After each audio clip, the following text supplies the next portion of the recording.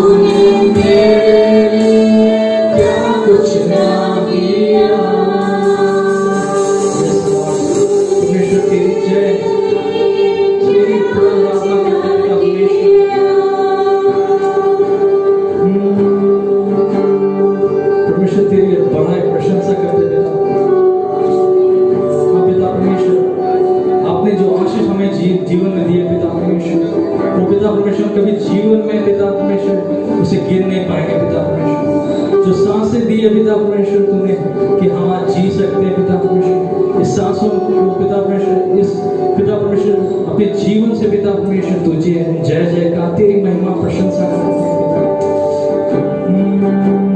तेरी बलिदान के लिए पिता परमेश्वर धन्यवाद करते हैं पिता परमेश्वर। आपने पिता परमेश्वर हमें अपने जीवन को पिता परमेश्वर, अपने जीवन को पिता हमारे लिए दिया पिता, हमारे खातिर पिता परमेश्वर हमारे लिए, ताकि आज हम जीवित पाए जाते हैं।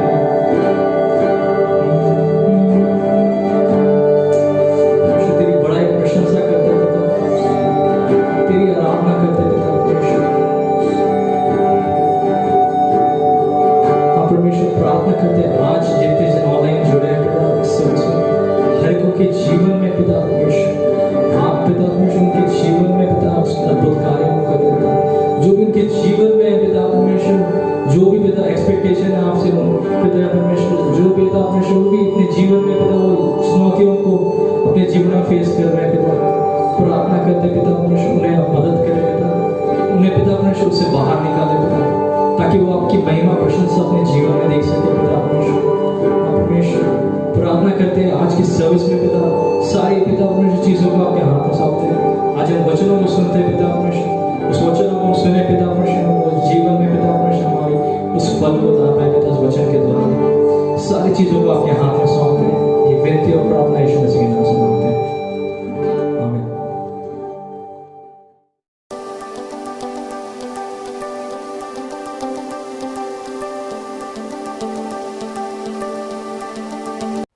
सभी को जय मसीह। मैं प्रभु को धन्यवाद देना चाहता हूँ कि प्रभु ने मुझे इतना अच्छा मौका दिया कि मैं गवाही दे सकूँ उसका। मैं अपना बारे में थोड़ा कुछ बताना चाहता हूँ कि मैं 5 साल या 4 साल आगे मैंने अपना, मुझे कुछ पता नहीं था मैं क्या करूँगा लाइफ में या मुझे क्या करना है। मैं सब वो बोलता था तुम क्या करोगे बड़ा होके, फिर नहीं पता। फिर मेरा धीरे धीरे प्रार्थना करना स्टार्ट किया, फिर प्रभु ने मुझे दिखाया कि मेरा करियर कहाँ है और मैं कहाँ बढ़ सकता हूँ। तो 5 साल बाद आगे मेरा दीदी ने मुझे एक गिटार ला के दिया। फिर मुझे पता नहीं था मैं सीख भी पाऊँगा कि नहीं, लेकिन प्रभु का धन्यवाद हो मैं 6 महीना का अंदर आधा गिटार मैं सीख गया। उसका बाद मैं सोचा अब क्या करूँ गिटार सीख के, कुछ तो अब होगा नहीं मेरा। उसके बाद धीरे धीरे मैं फिर दोस्त लोग का साथ गया, यूट्यूब में देखा क्या क्या कैसा होता है। उसका देखते देखते 1-2 साल लग गया। उसके बाद मैं धीरे धीरे और भी अच्छा गिटार सीखा। फिर मैं प्रार्थना किया, अब तो मैं गिटार सीख गया, अभी मुझे कुछ करना है प्रभु का लिए। फिर मैंने सोचा फिर कि अब क्या करूँ मैं, सिर्फ गिटार से तो नहीं होगा, और भी दोस्त चाहिए और भी बहुत कुछ चाहिए। इसलिए मैं फिर प्रभु से प्रार्थना किया ये प्रभु हमको रास्ता दिखाओ, मैं क्या करूँ अभी। उसके बाद धीरे धीरे मैं और मेरा 2-3 और दोस्त लोग मिलके हम लोग एक बैंड का सोचा था बनाने का लिए, और प्रभु का धन्यवाद हो कि अभी भी हम लोग उसमें काम कर रहे हैं और आस्ते आस्ते धीरे धीरे कर रहे हैं। और एक धन्यवाद है कि प्रभु से मैं प्रार्थना किया था कि मैं कीबोर्ड सीखना चाहता हूँ और किसी कहीं से भी सीखा, लेकिन प्रभु का धन्यवाद हो मैंने अपने चर्च में एक भैया से फ्री में अच्छा से कीबोर्ड सीख रहा हूँ मैं। और मैंने अभी प्रभु का दया से मैं एक कीबोर्ड ले भी लिया हूँ, अभी और भी सीख रहा हूँ, इसलिए प्रभु का मैं धन्यवाद देता हूँ। आइए हम सब मिलकर फिर से एक बार, आप तैयार हैं लेकिन फिर से तैयार हो जाए। इस समय हम सब सुनेंगे परमेश्वर के वचन से।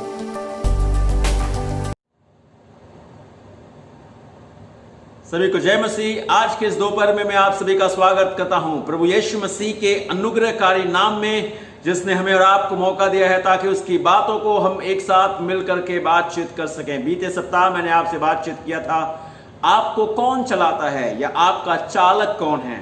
आज इस दोपहर की घड़ी में मैं चाहता हूं कि हम और आप कुछ अलग बात को सीखने की कोशिश करें। हम हर एक ने अपने जीवन में कभी ना कभी कुछ न कुछ ऐसा किया है जिसको सोच करके कभी कभी आनंद आता है, कभी कभी हम दुखी होते हैं।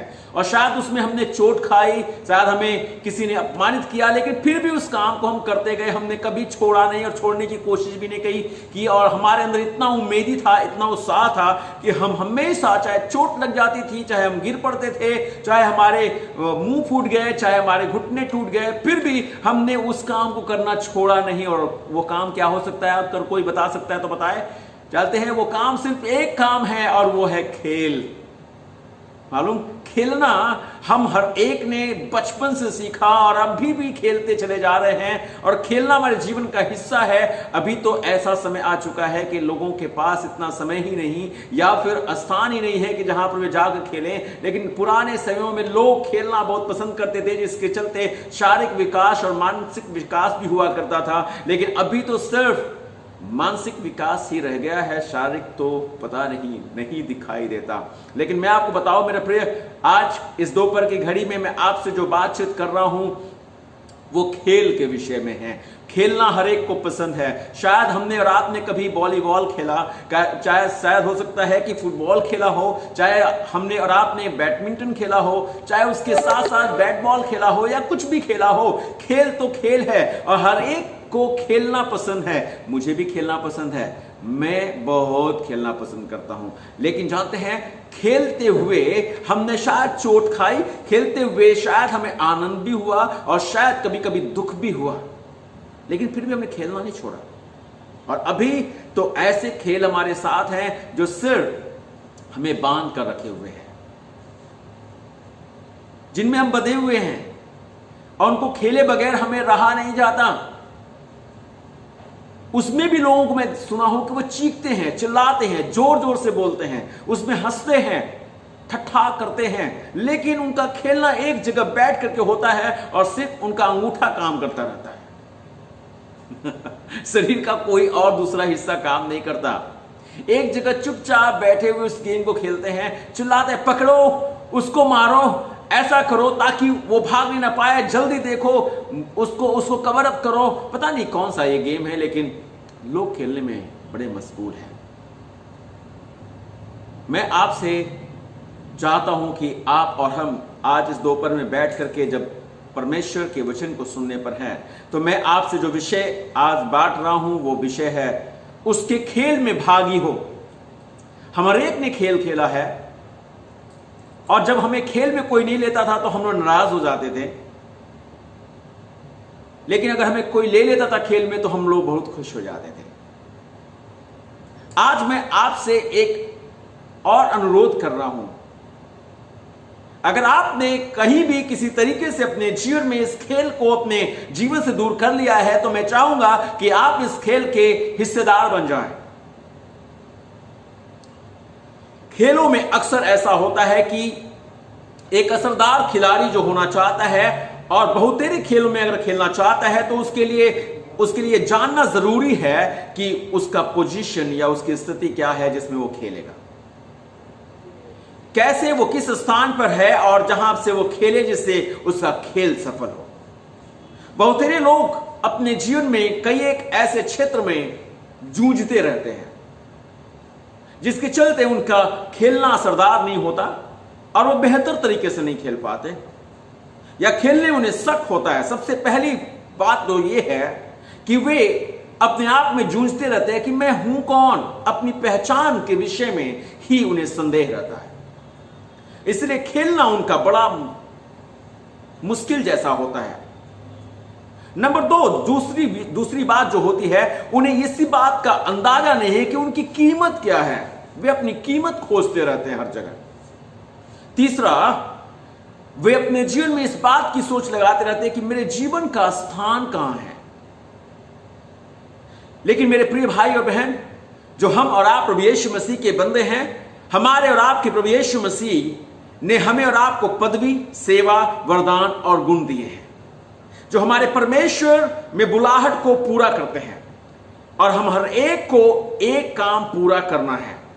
रोमियो की पुस्तक उसके 12 अध्याय उसके 3 और 4 पद में, रोमियो की पुस्तक 12 अध्याय 3 और 4 पद में इस प्रकार से लिखा है, क्योंकि मैं उस अनुग्रह के कारण जो मुझको मिला है तुम में से हर एक से कहता हूं कि जैसा समझना चाहिए उससे बढ़कर कोई भी अपने आप को ना समझे, पर जैसा परमेश्वर ने हर एक को विश्वास परिणाम के अनुसार बांट दिया है, वैसा इस सुबुद्धि के साथ अपने को समझे। क्योंकि जैसे हमारी एक देह में बहुत से अंग हैं और सब अंगों का एक ही सा काम नहीं, परमेश्वर के प्रिय, परमेश्वर की महिमा हो। परमेश्वर का वचन हमसे बताता है, वो कह रहा है हमसे कि हमें और आपको अपने आप को जितना समझना चाहिए उससे ज्यादा बढ़कर नहीं समझे। जानते हैं, हमें अपने दशा का, हमें अपने पोजीशन का अंदाजा होना है। क्या हम परमेश्वर के साथ के रिश्ते के लिए खेल खेल रहे हैं, या फिर हम अपनी कुर्सी पर बैठे हुए अपने हाथ को बांधे हुए हैं और दूसरों को देख रहे हैं कि वे खेल खेले? कौन सा वाला काम हम कर रहे हैं? चुपचाप दूसरों को देख करके हम खुश होते हैं, चलो वे कर रहे हैं, अच्छा कर रहे हैं, हमें कुछ नहीं करना है। क्या ऐसी दशा है हमारे पास? परमेश्वर की चाहता है कि हम सारे इस खेल में शामिल होकर जितना हो सके उसके लिए खेलें। ध्यान से सुने, परमेश्वर की मर्जी है कि हम सारे लोग उसके खेल में, परमेश्वर के खेल में शामिल होकर जितना हो सके उसके लिए खेलें। परमेश्वर की महानता यह है कि वह सदा काम कर रहा है और वह अपने राज्य के विस्तार के लिए क्रियाशील है। सिर्फ हमारे जीवन में ही नहीं, परंतु हमारे जीवन में जो लोग और दूसरे आएंगे उनके लिए भी वो काम कर रहा है। हालेलुया। यहां वह हमसे यह चाहता है कि हम अपनी पोजीशन में रहें, ताकि जब बॉल हमारे पास आए तो हम अच्छे से आगे ले जा सकें। क्या आप इस खेल में भागीदार होना चाहते हैं, या आप कहते हैं कि मैं भागीदार हूं? तो मैं आपसे कहूंगा कि सबसे पहली जरूरत जो है वो जानना है। अगर आप खेलना चाहते हैं तो आपको और मुझे एक चीज खोजना होगा, और वह खोजने का विषय क्या है जानते हैं? अपने पोजीशन को खोजें, अपनी स्थिति को खोजें, जाने कि आप मसीह में कौन हैं। एक हाथी का बच्चा था जिसको लोगों ने ले जाकर के एक पेड़ से बांध दिया था, और बच्चा जब बड़ा होने लगा तो वो जोर लगाता था ताकि उस बंधन से छूट जाए। लेकिन कितनी बार उसने जोर लगाया, और जैसे जैसे वो बड़ा होता गया उसके दिमाग में ये बात समा गई कि अब मैं इस बंधन से कभी छूट नहीं सकता, क्योंकि जिसमें मैं बांधा गया वो बहुत ताकतवर है। हाथी को समझते हैं कैसा होता है? बलशाली होता है, ताकतवर होता है, लेकिन उसके माइंडसेट में इतना लगा हुआ है कि इसको जहां बांधा गया है वो चीज बहुत ताकतवर है। मैं विश्वास दिलाऊं मेरे भाई बहन, अगर आपको किसी चीज ने बांध रखा है तो आज मैं जो बात बोल रहा हूं इसको अपने दिल में समा करके रख लीजिए, क्योंकि यह बात बहुत ही ताकतवर है। जानते हैं, बाद में जब वो बहुत बड़ा हो जाता है तो वो व्यक्ति क्या करता है? उसे एक छोटे से खूंटे में बांध देता है, तो भी वो हाथी उसको निकल नहीं पाता। हाथी की ताकत इतनी है कि वो आसानी से चाहे तो उस खूंटे को उखाड़ कर लेकर चला जाए, लेकिन उसके माइंडसेट में ये बात बैठ गई है जिसके चलते वो उसको उखाड़ नहीं पाता, उससे निकल नहीं पाता। अगर आप ऐसी दशा में हैं तो मैं आपको बता दूं, अभी भी हमें और आपको अपनी पोजीशन को जानना है। यह जरूरी है कि हम जाने कि मसीह में हम कौन हैं। हमें मसीह का मन दिया गया है कि हम उसके पवित्र स्वभाव के भागी हो जाएं। दूसरा पत्रस उसका 1 अध्याय उसका 3 और 4 पद, दूसरा पत्रस 1 अध्याय 3 और 4 पद हमें बताता है, क्योंकि उसकी ईश्वरीय सामर्थ ने सब कुछ जो जीवन और भक्ति से संबंध रखता है हमें उसी की पहचान के द्वारा दिया है, जिसने हमें अपनी ही महिमा और सद्गुण के अनुसार बुलाया है, जिनके द्वारा उसने हमें बहुमूल्य और बहुत ही बड़ी प्रतिज्ञा दी है, ताकि इनके द्वारा तुम उस सड़ाहट से छूटकर जो संसार में बुरी अभिलाषाओं से होती है, ईश्वरीय स्वभाव के सहभागी हो जाओ। हालेलुया, परमेश्वर की महिमा हो। मेरे प्रिय, जैसा एक खिलाड़ी होता है, उसे जानना जरूरी होता है कि वो क्या करने में क्षमताशील है, जिससे वह खेल को अच्छी तरह से खेले। उसी तरह से हमें भी जानना है कि मसीह में हम और आप क्या क्या करने के योग्य हैं, कौन कौन सी क्षमताएं परमेश्वर ने हमें और आपको प्रदान की है। हमारे विषय में बाइबल बताती है, रोमियो की पुस्तक उसके 8 अध्याय 37 पद को अगर हम पढ़ते हैं तो परमेश्वर का वचन बताता है कि हमें और आपको मसीह ने जयवंत से भी बढ़कर बनाया है। हम हारे हुए नहीं हैं, हम उसमें जयवंत से भी बढ़कर बनाए गए हैं। दूसरा शब्द आता है दूसरा कुरिन्थियों उसका 2 अध्याय 14 पद, और वो बताता है कि परमेश्वर का पुत्र हमें जय के जुलूस में लिए चलता है। हम और आप हार के जुलूस में क्यों जिए, निराशा के जुलूस में क्यों जिए, और मेरे प्रिय अपमान और अपनी निंदा के जुलूस में क्यों जिए। आओ हम जय के उत्साह के जुलूस में चले। तीसरा शब्द बोलता है, फिलिपियों की पुस्तक 4 अध्याय उसका 13 पद बोलता है, हम सब कुछ कर सकते हैं क्योंकि हमें और आपको हमारा परमेश्वर सामर्थ प्रदान करता है। उसके द्वारा हम सब कुछ कर सकते हैं। मसीह में हमारी स्थिति यही है मेरे प्रिय। हमें और आपको अपनी स्थिति को समझने की आवश्यकता है। मुझे और आपको जयवंत बना दिया गया है। हमें और आपको जय की जुलूस में चलने का सामर्थ दिया गया है। हमें और आपको सामर्थ दिया गया है कि हम सब कुछ कर सकते हैं। तो कौन सी बात है जिसने हमें और आपको अपनी पोजीशन को समझने से रोक रखा है? आपकी स्थिति, आपका पोजीशन आपको डाउन नहीं करे। आपको परमेश्वर का वचन और उसकी सामर्थ उठाता चला जाए। हालेलुया। तो हम इसके आधार पर परमेश्वर के लिए क्या कर सकते हैं? अगर परमेश्वर में हमारी स्थिति यही है और यही हमको चलाता है, तो हम और आप परमेश्वर के लिए क्या कर सकते हैं? क्या करना चाहते हैं? खेल का मैदान पूरा खाली है। अभी भी खेलने वालों की कमी है। क्या आप उसमें से एक है जो खेलने को नहीं चाहते, चुपचाप बैठे रहना चाहते हैं, या फिर कहते हैं मैं उसकी सामर्थ्य से अपने जीवन के खेल को पूरा करूंगा? क्या आप उसके खेल में भागी होंगे? नंबर 2, दूसरी बात हमें और आपको करना है, हमें परमेश्वर के खेल के उद्देश्य को जानना है या उसकी रणनीति को जानना है। दूसरा तिमोथी 1 अध्याय 9 पद हमें बताता है, जिसने हमारा उद्धार किया और पवित्र बुलाहट से बुलाया, और यह हमारे कामों के अनुसार नहीं पर उसके उद्देश्य और उसके अनुग्रह के अनुसार है। दूसरे शब्दों में हमें केवल खेल की रणनीति जानना होगा। कैसे हम खेलेंगे, क्या खेलने वाले हैं। हमारी स्थिति खेल में चाहे जैसी भी हो, यह उसके उद्देश्य के अनुरूप और खेल की रणनीति के अनुसार ही होगा। अगर हम रणनीति से खेले तो कोई भी खेल खेलना कठिन नहीं है, और किसी भी खेल में जीतना कठिन नहीं है। हम आसानी से जीत सकते हैं। इसलिए हमें उसके खेल की योजना को जानना जरूरी है। तो आइए हम उसकी योजनाओं को जानें, उसके उद्देश्य पर ध्यान करें जो हमारे लिए है। मेरे प्रिय, मेरे जीवन का उद्देश्य दिल से परमेश्वर की आराधना करनी है। आमीन। अपने स्वरूप में उसकी सेवा करनी है, उसके घर वालों के साथ संगति करना है, उसके चरित्र में चरित्रवान होना है, और उसकी इच्छा संसार में पूरी करना है जिससे वह महिमा पाए। मेरे जीवन का उद्देश्य, खेल की रणनीति यही है। इतना ही हमें करना है। जानते हैं, नंबर 2, मेरे जीवन का उद्देश्य यह है, या मेरे जीवन के लिए परमेश्वर की रणनीति यह है कि मैं मसीह के घर का एक सदस्य बनूं, जो उसके चरित्र में चरित्रवान हो, उसके अनुग्रह की सेवा में सेवा करे, उसके वचन का संदेशवाहक हो और उसकी महिमा को प्रकाशित करे। हालेलुया। बहुत सरल है, कठिन नहीं है प्रिय। आइए हम तीसरे उद्देश्य को देखें। मेरे जीवन का उद्देश्य मसीह को प्यार करना है। किसको प्यार करना? मसीह को प्यार करना।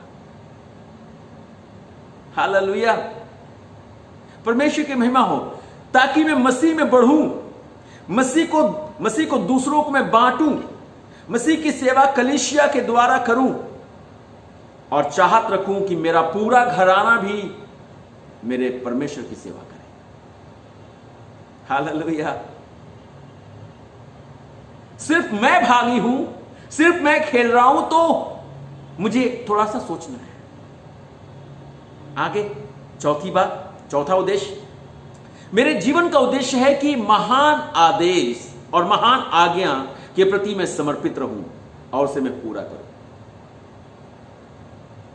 5वां उद्देश्य जो है, मैं मसीह के समान बनूं और परमेश्वर की महिमा के लिए मैं जीवन को जीता चला जाऊं, जो मेरे जीवन की चाह है। आप चकित होंगे कि आप सोच रहे होंगे कि मेरी नौकरी का क्या होगा, मेरी शादी के लिए परमेश्वर की इच्छा क्या है, या फिर कहेंगे जहां मैं हूं इससे आगे बढ़ूं या नहीं बढ़ूं। ईमानदारी से मैं कहूं, ये सारी चीजें या बातें जीवन में दूसरे स्थान पर आती हैं।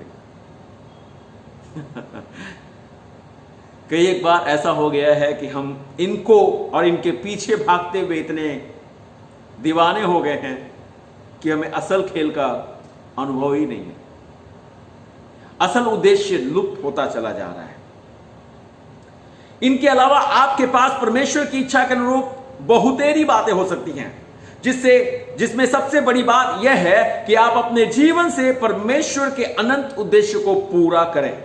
चाहे आप नौकरी करें, चाहे आप शादी करें, चाहे आप जहां भी रहें, ये सारे निर्णय आपके उद्देश्य का सम्मान करें। और आपके और मेरे जीवन का उद्देश्य यह है जो हमने ऊपर में 5 उद्देश्यों को देखा। उसके बाद ये सारी बातें आती हैं। इसलिए परमेश्वर की योजनाओं पर ध्यान करें, ना कि अपनी योजनाओं पर, क्योंकि यदि यही सदा बनी रहेंगी, आप याद रखें, हमारी और आपकी योजनाएं विफल हो जाती हैं, लेकिन परमेश्वर की योजनाएं सदा अटल रहेंगी। हालेलुया, परमेश्वर की स्तुति हो। इसलिए परमेश्वर का वचन दानियल की पुस्तक 11 अध्याय 32 पद, दानियल की पुस्तक 11 अध्याय 32 पद में यूं कहता है, जो लोग परमेश्वर का ज्ञान रखेंगे वे हियाव बांधकर बड़े बड़े काम करेंगे। आप और हम दाऊद के विषय में जानते हैं। वो छोटा बच्चा था, उसके गालों पर लाली झलकती थी। उसको देखने के बाद गोलियत ने कहा था, क्या तू मुझे कुत्ता समझता है जो तू मुझे लाठी और सोटों से हाँकने के लिए आया है? आ, मैं तुझे मार करके चील कौवों को दूं ताकि वे खाएं। उस छोटे से बच्चे ने, जिसके चेहरे पर लाली झलकती थी, उसने कहा, तू मेरे पास तलवार, भाले, हथियार के साथ आता है, लेकिन मैं यहोवा के नाम से आता हूं और आज मैं तुझे मारूंगा और सारा पुलिस जान लेगा कि इज़राइल का परमेश्वर यहोवा है। मेरे प्रिय, आज भी हमें और आपको जानने की आवश्यकता है। आज भी हमें और आपको अपने आप को उस परमेश्वर के अनुरूप अपने जीवन में उसकी योजनाओं को समझ करके अपने जीवन को आगे बढ़ाने की आवश्यकता है। नंबर 3, उम्मीद और विश्वास से खेलें। हारने का उद्देश्य मत रखिए। तुरंत मत हारने की कोशिश कीजिए। बहुत जल्दी हम हार जाते हैं, बहुत जल्दी हम टूट जाते हैं, बहुत जल्दी हम सोचते हैं पता नहीं मैं खेल पाऊंगा कि नहीं, आगे तक मैं चल पाऊंगा कि नहीं। नहीं नहीं नहीं नहीं नहीं नहीं। परमेश्वर के बेटे और बेटियां, हमें और आपको इस बात को तो समझने की आवश्यकता है। यीशु ने अपने चेलों को उत्साहित किया कि जो कठिनाइयों के बीच उस पर विश्वास रखते हैं उनके लिए सब कुछ संभव है। खेल में कठिनाई है। इस खेल में जिसमें हम और आप शरीक हैं और जिस खेल को हम खेलने के लिए बुलाए गए हैं, इसमें कठिनाइयां हैं। लेकिन मरकुस की पुस्तक 9 का 23 पद हमसे कहता है, यीशु ने उनसे कहा, विश्वास करने वाले के लिए सब कुछ हो सकता है। हमें परमेश्वर से यह आशा रखनी चाहिए कि वह हमारे जीवन में महानतम काम करे। इसके लिए विश्वास की जरूरत पड़ती है। जब कभी कोई फुटबॉल का गेम शुरू होता है और जब खिलाड़ी लाइन में खड़े होते हैं खेलने के लिए, तो कोई हाथ बांधकर नहीं खड़ा होता, चलो खेल शुरू होगा तो सोचा जाएगा। ऐसे नहीं करता। आप जानते हैं, वो पोजीशन में रहता है, वो तैनात खड़ा रहता है कि जो ही खेल का कुछ भी हिस्सा शुरू हो वो तुरंत खेल को शुरू कर लेगा। जानते हैं कि आप भी परमेश्वर के पवित्र बुलाहट के लिए तैनात खड़े हैं कि आप उत्तर दें जब परमेश्वर आपके मार्ग में वो बात लाए, या फिर हम और आप हाथ बांध कर खड़े हैं। शायद कभी परमेश्वर आपको इस्तेमाल करे। हालेलुया। आज ऐसी दशा में अगर आप हैं मेरे प्रिय, तो आप अपने उम्मीद को, अपने विश्वास को टटोल के देखिए।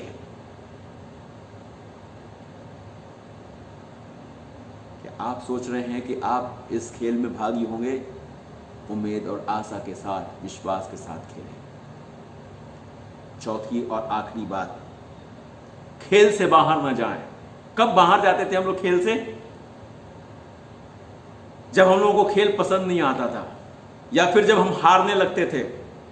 कभी कभी लोगों को मैंने देखा है लूडो खेलते खेलते वे झगड़ा कर लेते हैं, आपस में चिढ़ जाते हैं, जोर जोर से चीखने और चिल्लाने लगते हैं और खेल बंद कर देते हैं। कभी कभी तो यूं भी देखा कि वो लूडो फट भी गया। हाँ, कैसा अजीब है। लेकिन खेल से बाहर नहीं जाइए।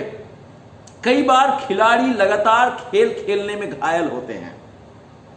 हो सकता है चोट लगेगी प्रिय, खेलने में तकलीफ होगा, परेशानी आएगी, लेकिन अच्छा खिलाड़ी वही है जो चोट लगने के बाद रिहैबिलिटेशन सेंटर में जाता है या फिजिकल थेरेपी लेता है और उसके बाद फिर से खेलने के लिए वापस आता है। अगर आप घायल हो चुके हैं, कहीं चोट लग गई है, कहीं मन दुखी हो गया है, कहीं आप टूट गए हैं, तो मैं उत्साहित करना चाहूंगा, टूटने का वक्त नहीं है। खेल ऐसे नहीं खेला जाता। मैंने बड़े बड़े खिलाड़ियों को और उनके विषय में सुना है, उन्हें चोटें आई लेकिन फिर से उन्होंने जाकर के अपना शारीरिक थेरेपी लिया और उसके बाद वे वापस आए और फिर से खेले और उन्हें अच्छे तरीके से जीता। परमेश्वर का दास पौलुस अपने विषय में कहता है कि मैं अपनी दौड़ पूरी कर चुका हूं। हमेशा हमसे कहीं ज्यादा पौलुस को चोट मिली थी मेरे प्रिय, जो हमने कभी भी अनुभव नहीं किया होगा, लेकिन वो अपनी दौड़ में उद्देश्य के साथ दौड़ता रहा। वो बोलता है मैं हवा में मुक्का नहीं मारता, मैं निशाने को देख करके साथ करके मारता हूं।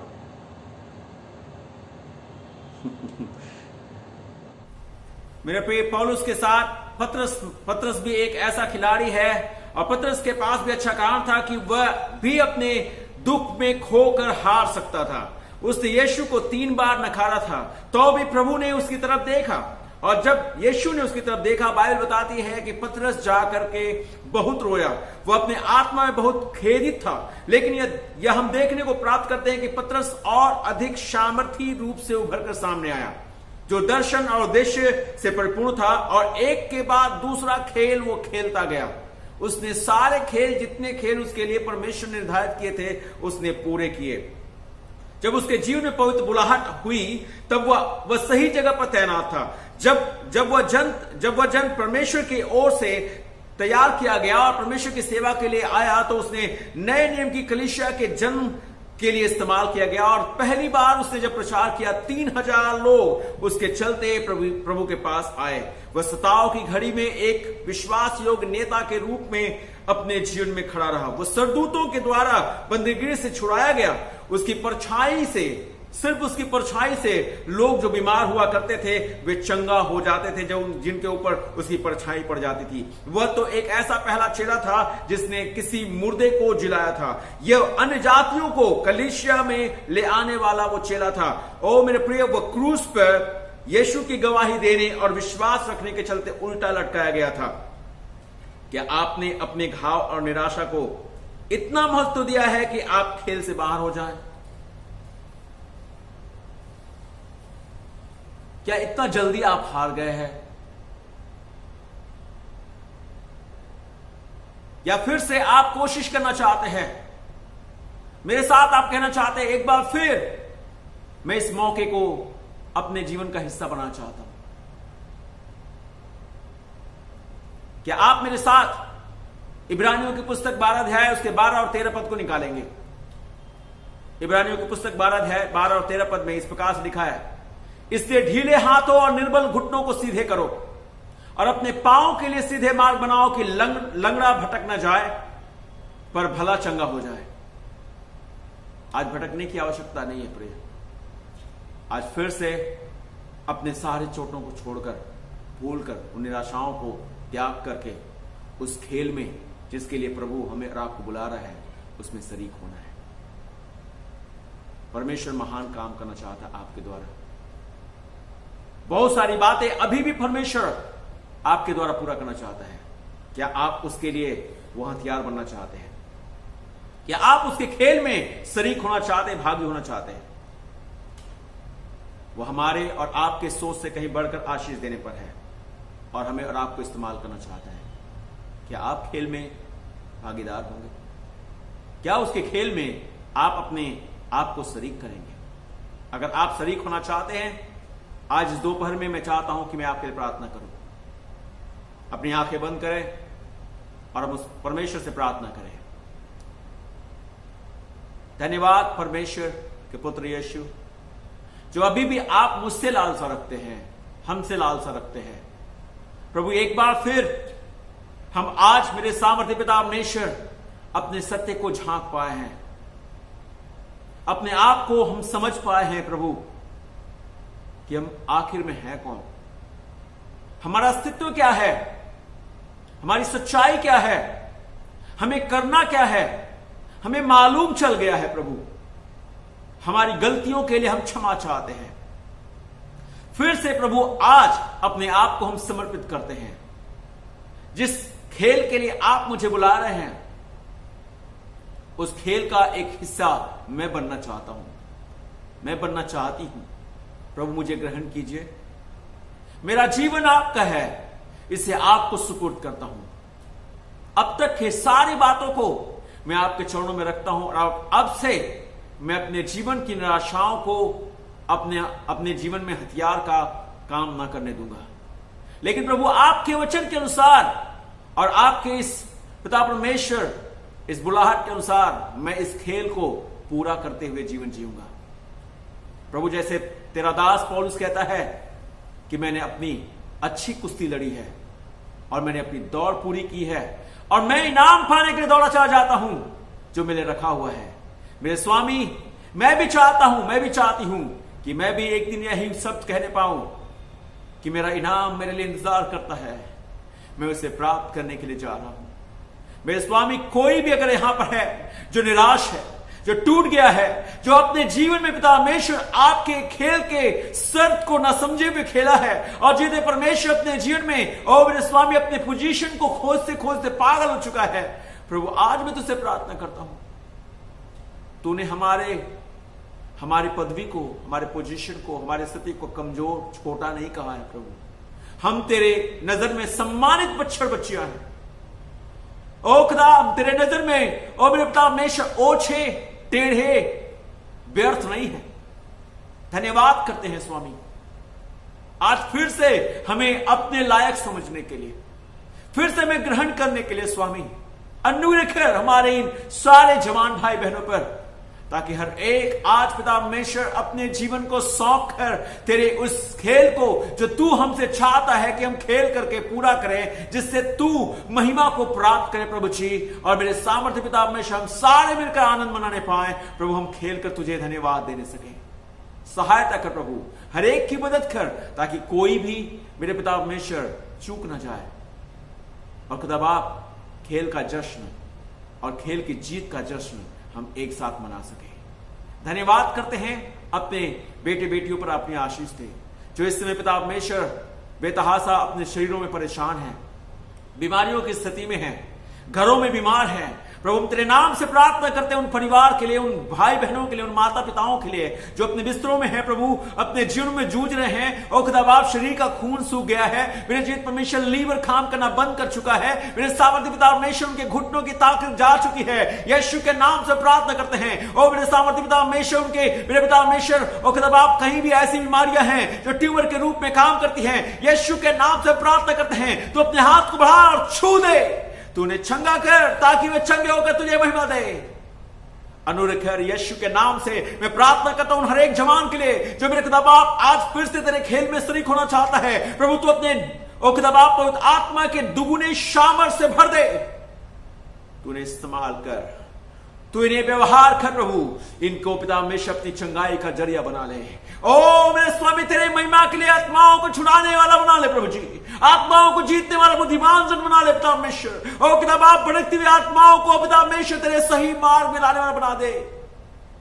रहम कर जीते परमेश्वर, सुई ले ताकि इस छोटी सी झुंड में और भी बरकत आए। हमारी कलीसिया पिता परमेश्वर इन जवानों के द्वारा पिता परमेश्वर और उन्नतशील हो, तेरे राज की बढ़ोतरी होने पाए।